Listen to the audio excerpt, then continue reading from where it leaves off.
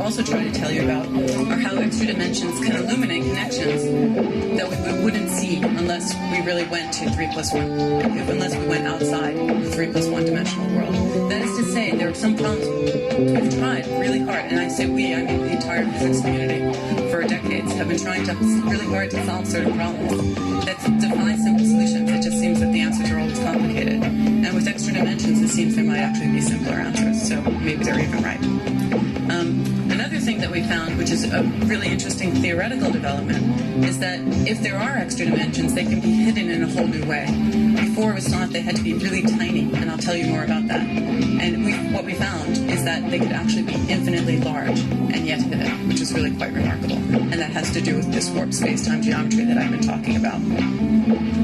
I'm also going to try to tell you a little bit about, I think this even revises how we think about our place in the universe. In fact, what we found was not only can there be infinite extra dimensions that are unseen, we found that we could actually have what I'm calling three-dimensional sinkhole. Regions of space where we observe 3 dimensions of space, or we think we observe 3 dimensions of space, even though in other places of the universe, even maybe every place else, they would make measurements that would show higher dimensions.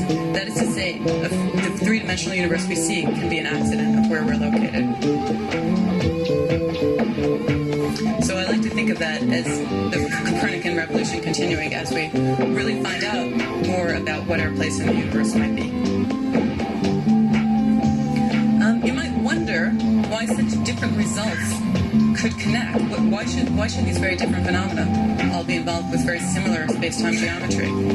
And so just because some people have heard of string theory, some people know about experiments, I just want to place the kind of research I'm talking about in the broader context of particle physics. So high-energy physics covers an enormous range of energies. We try to answer lots of questions. We're very arrogant. So we try to answer questions about very high energies, very low energies, cosmology questions about the entire universe. But at the highest energies that we think about, we know we need a new theory. That's because of the incompatibility of quantum mechanics